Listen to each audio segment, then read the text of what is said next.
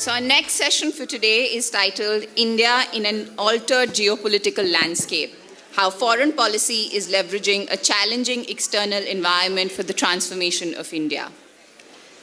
The rapidly changing global order presents many challenges for India. How can these challenges be transformed into opportunities? How can Indian foreign policy respond to the external environment and take a leadership role in the South Asian neighborhood and the rest of the world? For this session, we'll be having a conversation between Ambassador Shyam Saran, Senior Fellow at CPR and former Indian Foreign Secretary, and Sushant Singh, Senior Fellow at CPR. Hello and welcome everyone to this conversation with Ambassador Saran. As we all know, he was India's Foreign Secretary, PM Special Envoy for Indo-US Civil Nuclear Issues, as well as Special Envoy and Chief Negotiator on Climate Change. He's also the author of 2 books which are available outside, and I saw a lot of people getting those books autographed from him. The books are How India Sees the World, another one which came this year, which is absolutely timely and wonderful, How China Sees India and the World. Ambassador Saran, welcome to this conversation. Let me begin by asking you that world seems to be in a state of flux. We seem to be in a turbulent period within 2 global orders in a certain sense. The old order established after the Second World War and reconfigured after the end of the Cold War. We don't know what the new world order is going to look like, if there's going to be a new world order. India benefited heavily under the previous order when you were still in service, providing democracy, providing growth, providing all kinds of things to people, pulling them really out of poverty in a big way, which was very significant. Do you agree with this characterization of the world, or do you think there's going to be no change in the way geopolitical situation is currently playing out? Thank you, Sushant. It's a great pleasure to have you as my interlocutor this afternoon. Let me begin by just recalling what was said yesterday, that maybe I think Shiv Shankar Menon said this to Adam, that what is common between us is that we are looking at this catastrophe with a smile. So maybe one should begin by hoping that we can look at this unfolding catastrophe with a smile. Are we in between orders, or are we seeing the contours of a new order? I think truly today we are in a state of unmitigated chaos in a sense. But is it what Mao Zedong said many years ago, that there is great disorder under heaven and the situation is absolutely excellent? Is that kind of a moment? Is there a new order which is coming into existence? So let me give you how I characterize it. As children, we used to have these picture books, and there were dots which used to link together. And when you did that, lo and behold, the picture emerged. What we are seeing today really is that all those dots are actually moving all the time. So even if you try to plot them together, you are not quite certain what is going to emerge out of this. And that really sort of sums up the kind of situation we are in. I don't think we know.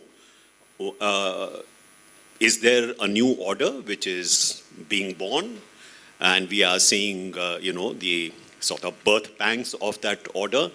Are we in a state where perhaps we should stop thinking about orders and maybe look at other ways of dealing with the world around us? There are too many moving parts at this point of time, and it's extremely difficult to see where all this will finally, sort of settle down. Having said that, the point that I have made often is that from the standpoint of a country like India, which is an emerging country, which is in a sense looking for space for itself, It is in periods of great change, it's in periods of great flux that you can find spaces in which you can try to expand your interests.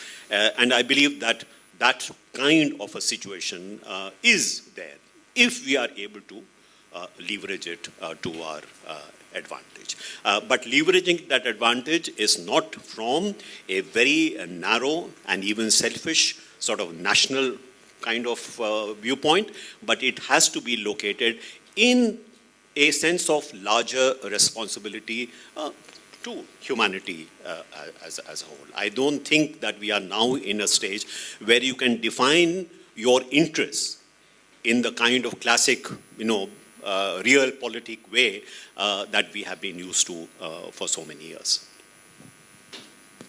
So in this chaotic world, as you characterize by citing Mao, where does India fit in this world with moving parts and so much of chaos all around?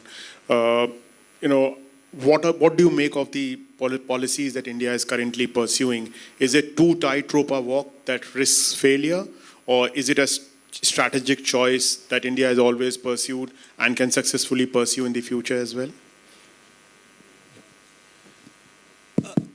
In terms of, if I sort of step back and look at the manner in which India's foreign policy has evolved over several years, not looking at this moment or this slice of time, but look at a longer term perspective, what strikes me is actually a great deal of consistency that you see in Indian foreign policy.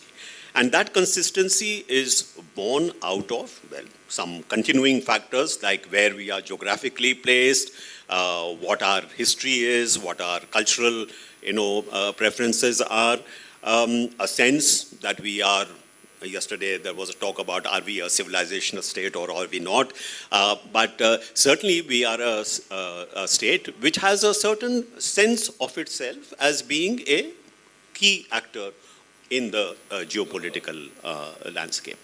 So if you look at Indian foreign policy over a fairly long period of time, whether it was described as non-alignment in the early years, now we talk about multi-alignment, or we talk about, issue-based alignments, whatever is the label you give to it. I think if you look underneath these phenomena, you will see that essentially as a country which is a major player and looks at itself as a major player, what we have tried to do is, on issues which are of vital interest to India, we should be enabled to take relatively autonomous decisions. Not on each and every issue, but at least on those issues which really are very important to India's interests. Are we able to exercise a degree of agency? In a multi-state landscape, it will not be possible for any country to really, in any absolute way, define its interests. You have to, reconcile your own interests with those of other states. But I think it is certainly a running theme as far as Indian foreign policy is concerned, that successive governments have tried to, in fact, have agency with respect to what the government of the day sees as India's vital interest.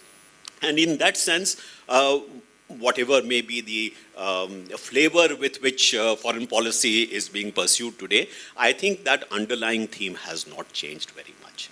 So is India, in fact, continuing to seek place for itself, to have a degree of agency, to try and see whether the external environment or the external,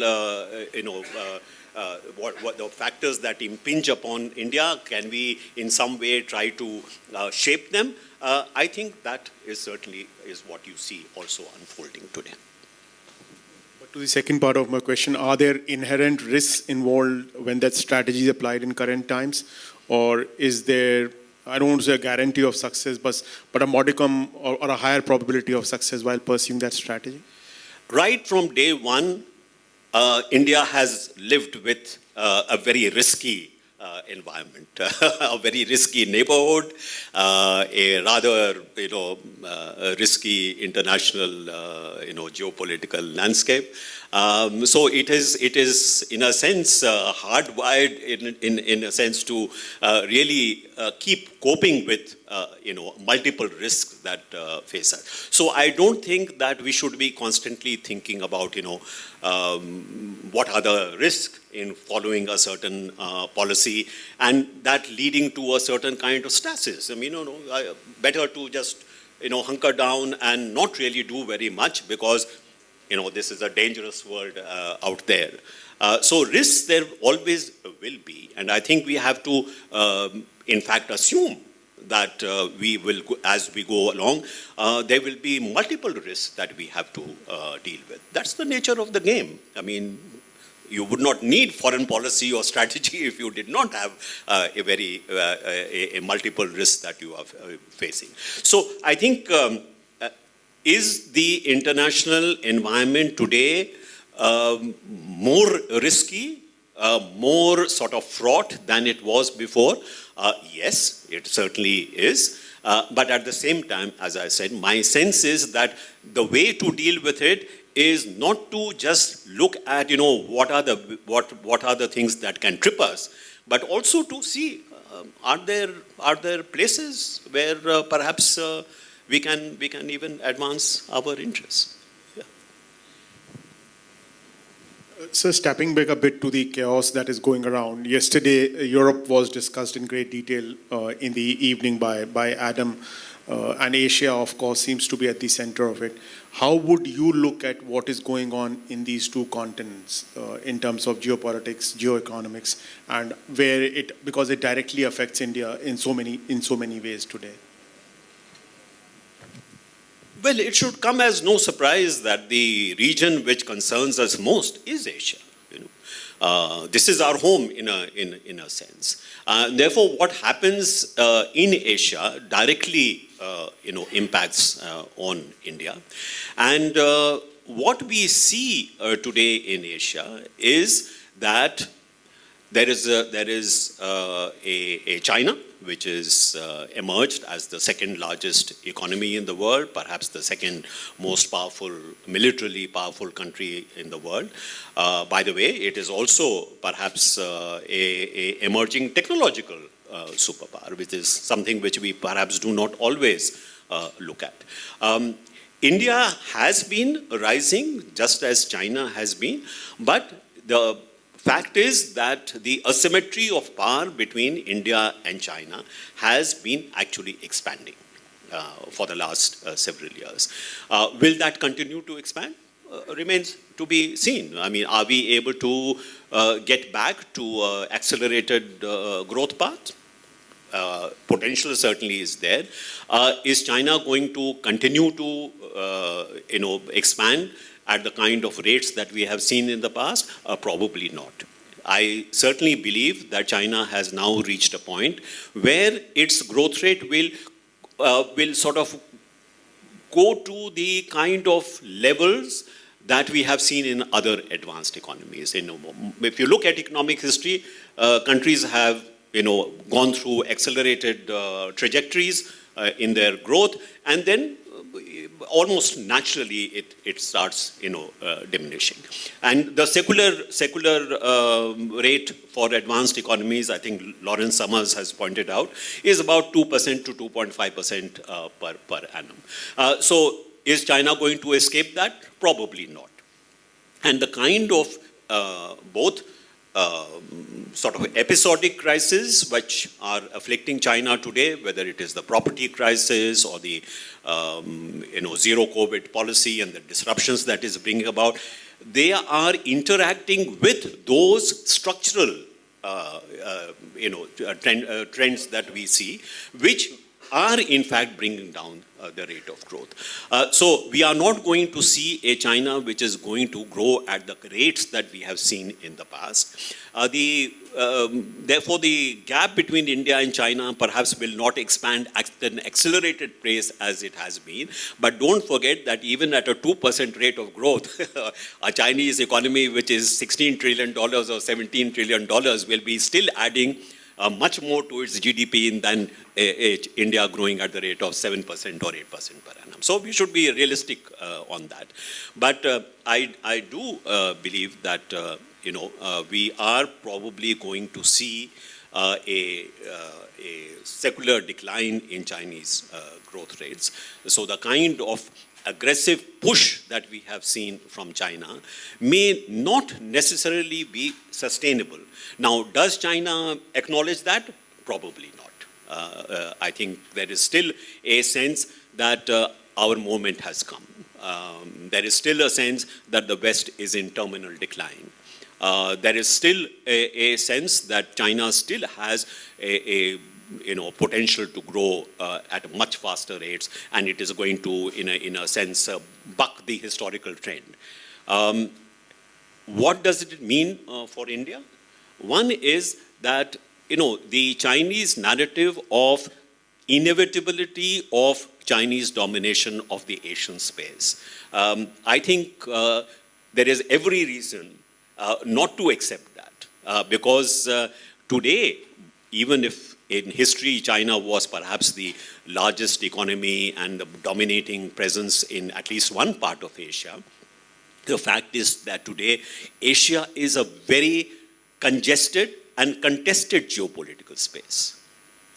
There are several other major powers in the region. Even if you say the United States of America's presence in that region it's not really Asian in that sense. That's not realistic, but I mean, that's what some people will say. But if you take, say, Japan, if you take South Korea, if you take India itself, Indonesia, country of the future, ASEAN by itself, or Australia, if you look at this space, it is actually a very contested and a crowded space.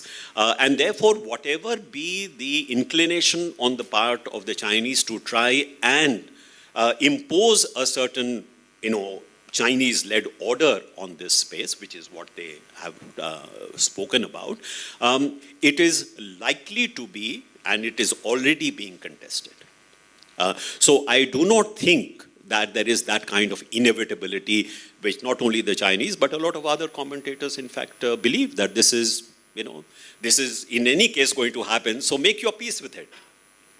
I think that's not a accurate assumption.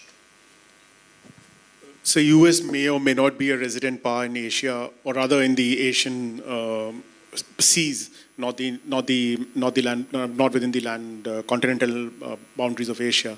But sir, can US and China coexist peacefully, or at this level of tension, or is a bigger conflict inevitable? And I say this, sir, because we were together on a conference, that King's College CPR conference last week, and on another panel in which Yamini and I were there, Senior Colonel Po Chow of former Senior Colonel Po Chow of PLA, now with Tsinghua University, very clearly asserted and said that US is no longer even a relative declining great power; it is an absolutely declining great power. And China is an inevitably rising one. He was assertive on that panel. Yamini was there, Shiv Shankar Menon was there, I was there, and he was there, and he was like really putting this point across home that you guys are talking only as a relative decline. It's not a relative decline. And as we know, as a former senior colonel, a major general equivalent in Indian Army, would probably not be speaking his own mind in that sense, clearly saying a larger view. So can China and US coexist? Sushant, as far as Po Chow's remarks are concerned, are you surprised? No, I'm not. But I won't be provocative. It is a narrative, and I can see why China would like to propagate that narrative. But is that true? And I think analysts like you should really see whether or not there is any substance to that kind of a claim. As I said, I do not believe that there is substance to this claim, particularly today. if you see what is happening in China and what is happening around China. So we should take that with a pinch of salt.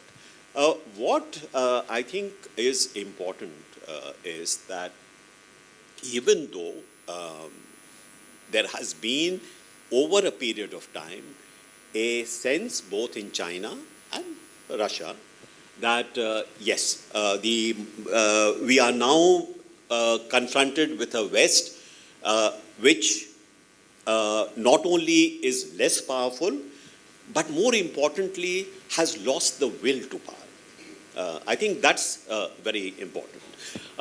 One, that, if you see what may have happened in the reaction to the COVID pandemic, at least in the initial stages, one could perhaps accept that China's authoritarian system and its ability to organize large number of people, this is something which cannot be matched by countries like the United States of America, despite its wealth. Almost dystopian images coming out of the United States, large number of deaths, Trump's own kind of ramblings over what COVID was. Look at what was happening in Europe. So they may be forgiven for thinking that this is demonstration of what he is saying. Secondly, I think with the kind of impressions that were created by the very chaotic withdrawal of the United States from Afghanistan, that only reinforced that sense that the US is no longer, even if it is powerful, it is no longer willing to take on the responsibilities of power. Which is the reason why you have statements from Xi Jinping talking about, how we are living through an age of, unprecedented change, that the balance of power has changed, and it has changed irreversibly. And this is China's moment. The irreversibility part is very important because there is no hope of the US rejuvenating in some sense. And the fragmentation of Europe is something which is a reality and cannot be reversed. Now, it is in that context that you should see, the February 4 joint statement between China and Russia, because it really represents a convergent viewpoint of these two countries that, our moment in a sense has come. And you will not find much opposition. After all, in the Russian case, what did the West do when Russia went into Georgia, for instance? Nothing. What did the West do when much bigger, took over Crimea? Again, nothing happened. So there was a sense that on issues where the West has fewer equities than we have and will not go to war because those equities are not as big as for the other side, we can actually push. And in some cases, as I said, the reality was precisely that. I think that is what has also driven a lot of Chinese thinking about Taiwan. That, China has greater equity on this issue than the United States have. If it came to the crunch, would the United States be ready to go to war with China on behalf of Taiwan? The prevailing perception amongst Chinese analysts and strategists is US will not. It is in that sense that constant, what may seem like misspoke from Biden to say, yes, US will go to Taiwan's defense if it was attacked. This comes as a very, very bewildering kind of a response from the Americans. On what basis can the United States actually say this?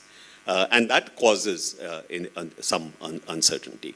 But I think we should also take seriously what Shankar Menon said yesterday, that perhaps you may find a more dangerous China, which is frustrated in its ambitions and sees itself blocked in the coming days, than a China which is quite confident about his position and is able to take a more accommodative stance towards the rest of the world. I am afraid if we see the run-up to the party's 20th Party Congress, which is going to be taking place later this month, all the signs seem to indicate that China is actually hunkering down rather than, sort of stepping back.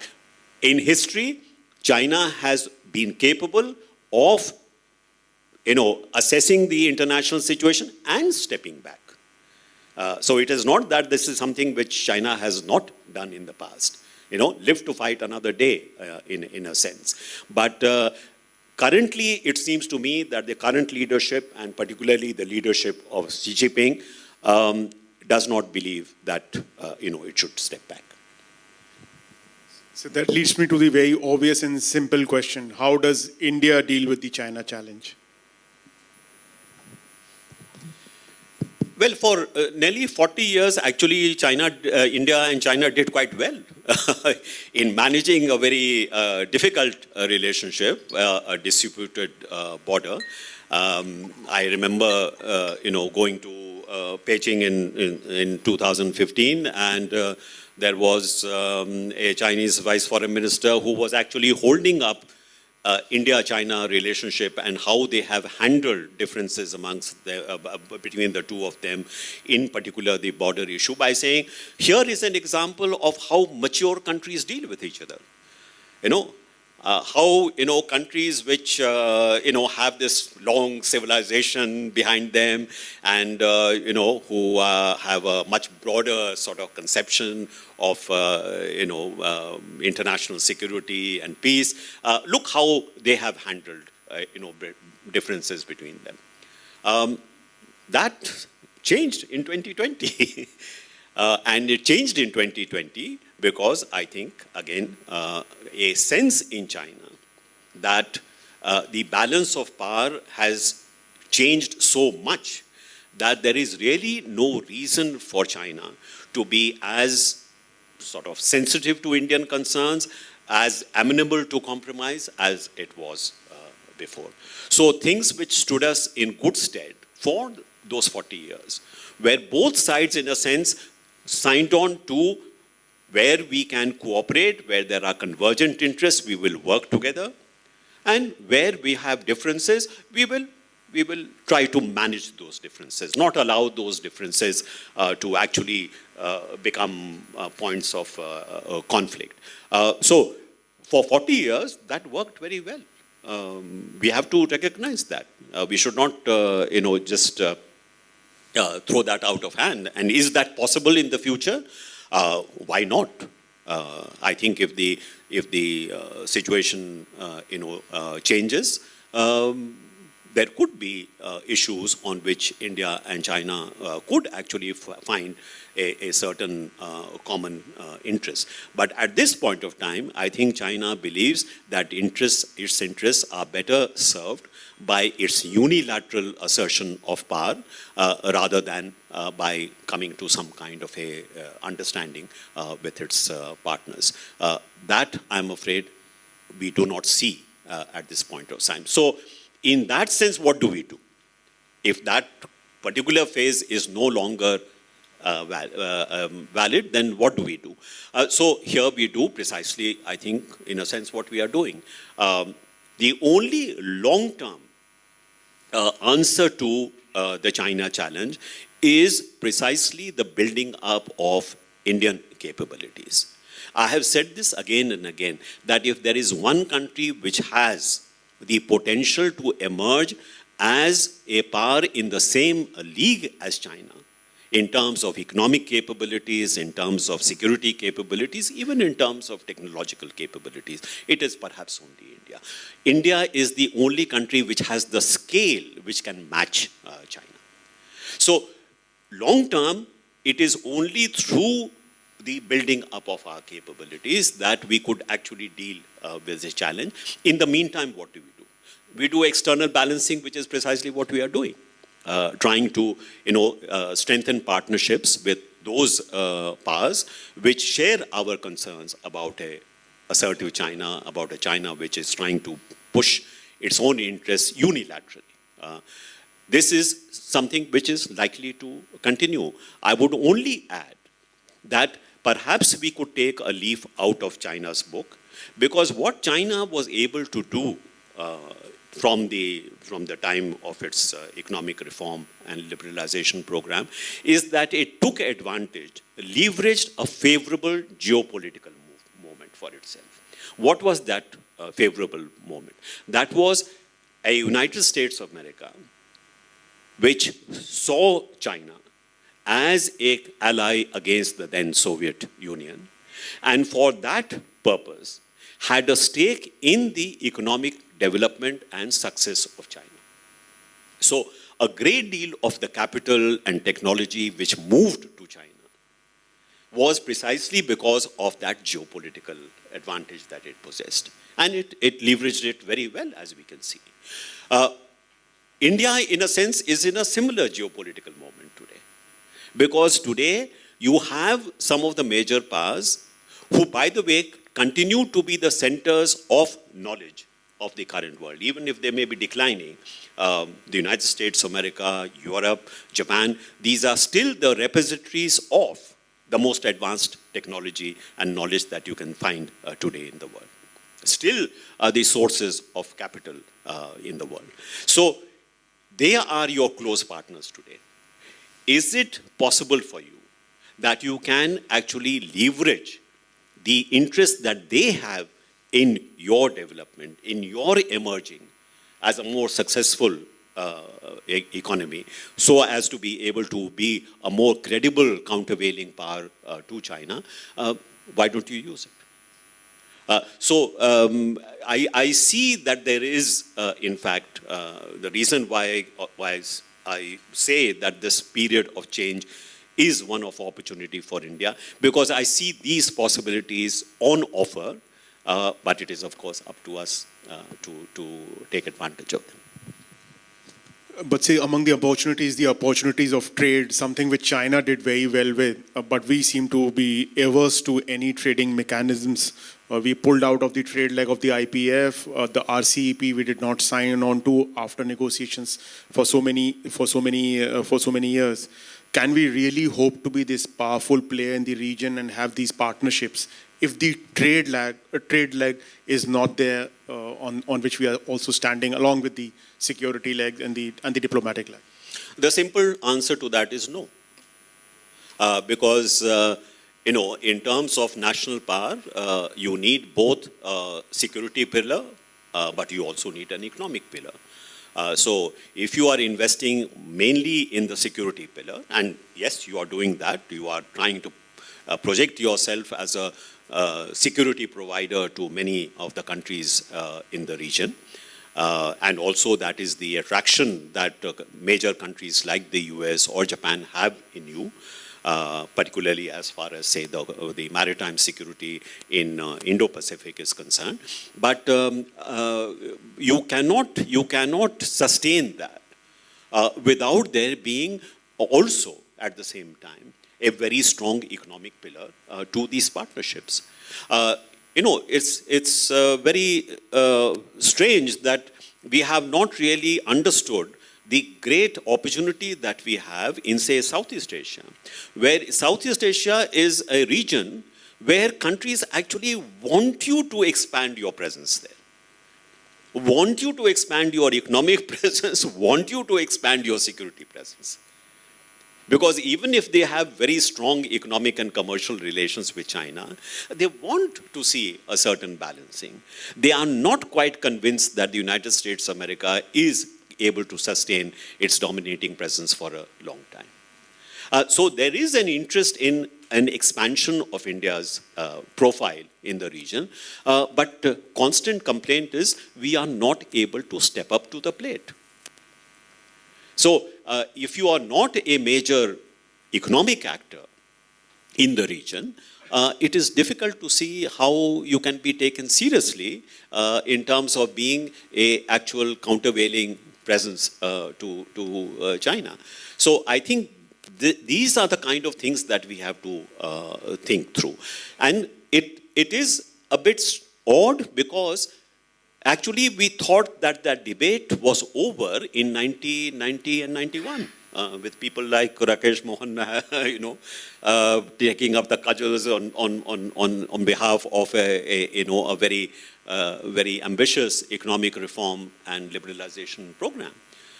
The debates which were taking place at that time, I was in the Prime Minister's office at that time, and I used to see large number of delegations of top industrialists of India coming and basically saying, we are courting disaster. Indian industry is going to be hollowed out. Indian economy is going to be in a much worse state than we are today. We are already bankrupt. We will be even a worse state. And see how dramatically within a few years' time the whole outlook changed. My sense was that that debate has been over for some time. It is odd that that debate is sort of once again coming back into our discourse. Again, I repeat my answer that we cannot sustain a major power presence in the region unless we give equal sort of emphasis to our economic partnerships as we do to our security partnerships. So before I open it to the audience question, one last question, and I know this is something very close to your heart. How much of a challenge is posed by ecology and environment? And India has made some very big promises at the last COP summit. Can they be pursued and fulfilled in the current geopolitical environment that we see after Ukraine and what all has gone with the Chinese economy? Yeah. So recently, the former Prime Minister of Australia was in town. He was one of the negotiators one had to deal with in Copenhagen. He spoke about how many scars he was carrying from those negotiations, and I said perhaps Indian negotiators were carrying even bigger scars than he was, and that is true. Because let me make one point clear. If there is any expectation in India that there will be a significant flow of resources or technology to enable us or to assist us in dealing with the challenge of climate change, I think you should put that illusion aside. It is now have been apparent for years now that not a penny is actually going to come to you with regard to meeting the challenge of climate. So this is something you have to handle yourself. Whatever we are able to get from the international system, I will count it as a bonus. But I will not depend on that for my climate change strategy. So that's the first point I would like to make. Secondly, there are very good reasons for India to actually get itself on a trajectory of greener growth or less carbon, fossil fuel-based growth for its own reasons. Why? Because climate change, energy security are two sides of the same coin. Now, if you look at India's energy security, you have what? 85 to 90% dependence on imported oil. Now, even gas is something like 40% or 50%, I don't know. Even coal, because some of the newer coal-based thermal power plants can't use the high ash coal that you produce in India. So if you're looking at India's energy security, the sooner you can make a transition from your current dependence on fossil fuels to a pattern of growth which progressively is based more and more on renewable sources of energy, cleaner sources of energy, such as nuclear energy. You will not be able to really ensure that India's, the autonomy and agency that I was talking about, will you be able to ensure that? So if for no other reason, for the sake of energy security, you need to make that transition.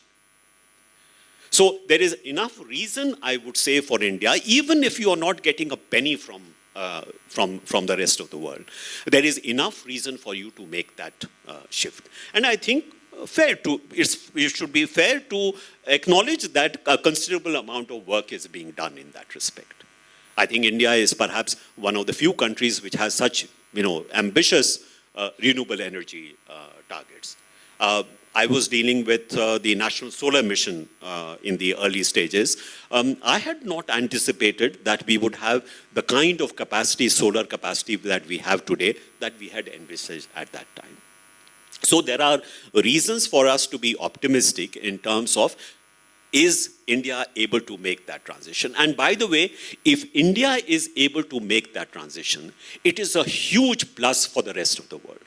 It's a huge example to a lot of other developing countries who are facing a similar kind of challenge. So I would say that in terms of how India is looking at its own sort of place in the world, here is a major opportunity. India can actually do a great deal for the rest of the world, not only the developing world, for the rest of the world, by actually signing on to this kind of strategy. With that, I'll open it to the audience. Please keep your questions short and brief so that we can get maximum questions within the 15 odd minutes that we have with us. Yeah, my question is China. We know Silk Road Initiative. China Silk Road Initiative. It is part of China's expansion policy. We know recently, see how China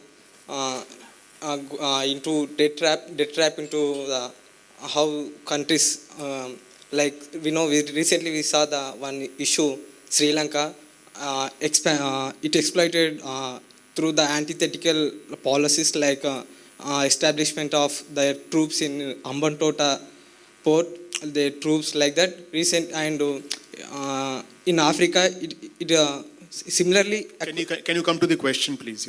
Yeah. Okay. Yeah. How the Silk Road Initiative in upcoming years, how it is China's hegemony over the world, how it will impact? That is my question. Yeah. So, as far as the Silk Road Initiative in its more contemporary sense is the Belt and Road Initiative, which is a very ambitious project. The Belt and Road Initiative, we should understand, is not a multilateral initiative. It is a China initiative. It is a series of partnerships which China has individually with various countries, maybe in a couple of cases with two countries, like maybe Pakistan and Afghanistan, but essentially it is a whole collection of bilateral deals between China and the partner country. Now, mostly it is focused on infrastructure. Now, the one thing about infrastructure which perhaps China has not appreciated is that when you put infrastructure in place, it should pay for itself by generating income. Because if it does not generate income, then how do you pay for it? So merely by putting a road or building a port doesn't mean that development follows. It is true in the case of China. Because in China, the ecosystem was already there. So if you did build a road, it led to a lot of economic, expansion. If you invested, for example, in a high-speed railway line, it did make a big difference in terms of generating, income in the regions through which it passed. But that kind of ecosystem is mostly missing in other developing countries. So the Chinese sense that all that we need to do is to put infrastructure in place and everything else will follow. It does not follow.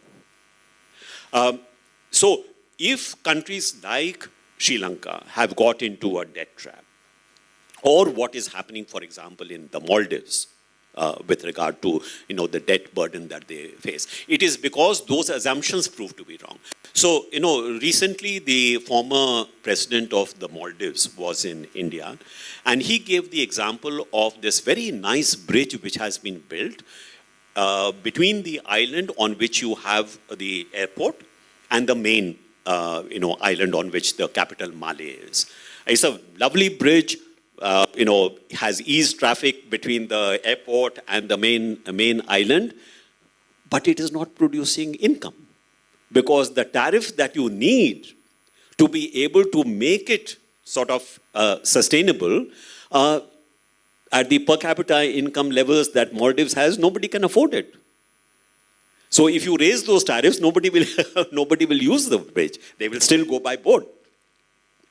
So this is how it has become a debt burden, because they can't generate enough income to be able to do that. So this is the story for the BRI in many parts of the world.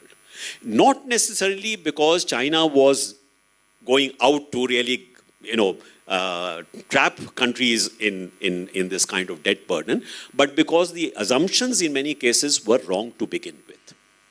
Yes, there are other projects which have a geopolitical value to them, like the Hambantota port in some sense, or for example, the Kutch port in Pakistan. These are BRI, but they are actually for geopolitics. So China doesn't care if it produces income or not. But I think we should make that distinction. And today, the whole BRI sort of initiative is facing headwinds because thanks to the COVID pandemic, for 2 years there has been such a lot of disruption that most of those projects are either stalled, there have been delays. If there are delays, then there are cost overruns. So on balance, I would say that this has not quite worked out in the manner that maybe China may have envisaged. That this would be some kind of a game changer for China, and it would, in a sense, consolidate its influence in the developing world, in the South. It has not quite happened. Mr. Shamsaran, China and India need to work together to make this Asian century. Do you see that happening, considering that Mr. Modi and Mr. Xi Jinping have met 18 times so far, and later this month, I think Mr. Xi Jinping is going to get another term, and in 2024, the same thing is likely to happen here. Do you see any possibility of China and India, and of course Pakistan, working together? In order to make that happen, what does India need to do? What does China need to do? And what does Pakistan need to do? Thank you. For India, I think the issue is, what are the terms of engagement? It's very easy to say that India, China, Pakistan should get together and work for the Asian century. That sounds great, but on what terms? So the Chinese view today is that you need to accept that you are a lesser power. You are in an inferior league. You must defer to China. So the sense during the time when Rajiv Gandhi met Deng Xiaoping, don't forget that was a time where India and China were more or less at the same level as far as their economies were concerned. One may even say India was a little ahead at that time. So when that phrase was used, India and China should be they should be the countries which, or if they don't work together, they cannot be an Asian century. It was on a sense of equality, that India and China were the two very major powers in Asia, and unless they work together, how could we have an Asian century? Today, the Asian century is a Chinese century. That is what is different. It is no longer a matter of, working together with India or other Asian countries in order to bring that Asian century. What China today is saying, we are so powerful today, we are such an overwhelming presence here, that the Asian century has already arrived, but it's a Chinese century. And you have to learn how to live within that Chinese century. So on those terms, can India sign on to that? I don't think so. We'll take 3 questions. The gentleman there behind, this gentleman here, no women, no ladies. Okay. Yeah, okay. And this young girl. Mic is there. Can somebody pass the mic there, please? Please keep your questions short. We really... Thank you, Shyam Sharanji, for a very interesting presentation. Two questions and for shortage of time. One is, what are the lessons China should learn from the vertical collapse of centralized planning in the former Soviet Union and the disintegration of the former Soviet Union? Are there any lessons that it should learn, or they are pretty complacent that there are no lessons they should learn from that at all? Secondly, as long as the Taiwan issue is not actually solved, what is the likely impact of it in the domestic politics of China? Because there are two streams within the domestic politics of China. The PLA model of solving the Taiwan problem, which we saw recently when Nancy Pelosi visited, that also stopped at the borders of Taiwan. Now, for almost 75 years, they've been claiming Taiwan, and they'll solve the Taiwan problem. That rhetoric has been challenged by Nancy Pelosi visit in particular. Secondly is partly the Xi Jinping model that win the hearts and minds of people in Taiwan and get them to accept reunification, peaceful reunification with China. Now, these two streams are in contravention to each other. Thank you. Thank you. The gentleman here. Oh, Karimi, please go ahead. Thank you, sir. My question would be, how do you feel and how do you see the role of India, considering post-15 August 2021, decade of republic ended in Afghanistan and Taliban took over, and also considering the past histories of Indo-Afghan relation and a very positive role India played during the 20 years of republic in Afghanistan, always standing by people of Afghanistan, supporting the system, contributing to economic development in Afghanistan. Considering those and considering what's happening past 1 year from 15 August in Afghanistan in case of women's rights, human rights, democracy, and so on. So how do you see and how do you feel, sir, the role of India? Thank you. This young lady here.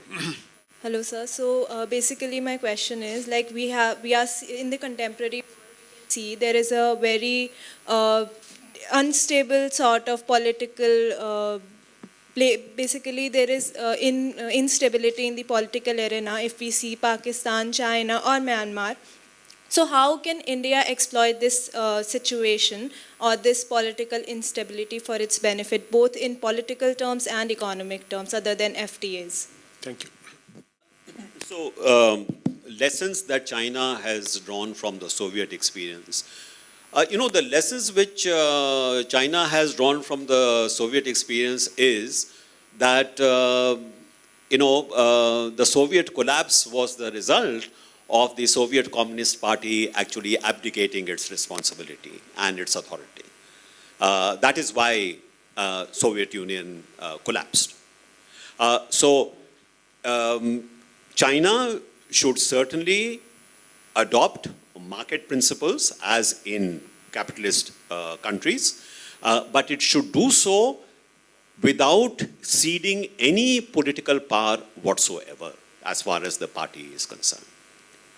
So this is, Xi Jinping keeps repeating this again and again in the internal meetings that he has. Don't forget the Soviet lesson. Now, in terms of, the Soviet economic collapse, I don't think it has been in terms of, whether it was central planning which was at fault. Because China, even though it has adopted market principles, it has not abandoned, planning altogether. Planning still is very, very important. In fact, unlike Deng Xiaoping, who perhaps gave a laid greater stress on the market, Xi Jinping has been talking about the importance of an overall design. That overall design should determine, in fact, how China's economy should be developed further. So the experience that Soviet Union poses as far as China is concerned is that whatever you do, you must not allow the party to become weak in terms of exercise of political authority. And the greater the role of the market, the greater the need for the political party, the Communist Party of China, to actually strengthen itself and control, the social and economic consequences. So that's the lesson that they draw. As far as Taiwan is concerned, it is a very important, issue in domestic politics. It is a very emotive issue in domestic politics. And that is the reason perhaps it is a little more dangerous than perhaps other issues are. Because they have it has the potential of generating a lot of domestic kind of feeling, nationalist feeling. And that we have seen in the recent past, during the time of Nancy Pelosi's visit to Taiwan. So that is something that has to be kept in mind with regard to how, say, the United States of America or countries in the region handle the Taiwan issue. I think it would be fair to say, this is my own perception, that in case Taiwan is actually seen as moving towards some kind of independence, that will be the trigger point for intervention. China may let Taiwan for some time continue to be, generally autonomous, but I think if there is any sense in China, even if it is a mistaken belief, we may think, if there is a sense that there is actually a real possibility of the United States and other countries supporting an independent Taiwan, I have no doubt that the Chinese will intervene. That I think we should be clear about. As far as Afghanistan is concerned, what is India's policy? Well, there is not much that India can do, placed where it is. I think my own sense is that we should do whatever we can in terms of, assisting, aiding the people of Afghanistan, because I think one asset which India has is that it enjoys, I think, tremendous amount of goodwill amongst the common people in Afghanistan. And I consider that to be a great asset for India. So we should, while we cannot do very much in other areas, are there ways in which we can at least, reciprocate that goodwill? So whatever we can do in terms of, offering assistance, medical help, food supplies, we should do that. I certainly believe that we should be more liberal in terms of our visa policy with regard to, Afghan people who want to come to India to study or even to seek shelter. I think we should be more open in that respect than perhaps we have been. I do accept the need for some engagement with the current government, because that is the reality. But I think we have to be also very, very careful that given the history that we have seen, Afghanistan does not become once again a kind of a cockpit of regional kind of cross-border terrorism. That I think would be our main. With respect to the last question, what was it? Yeah.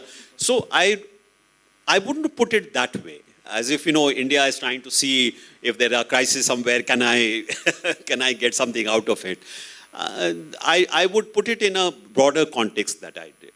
That change that is taking place around us, are there ways in which we can actually advance our interest, not in a very narrow sense?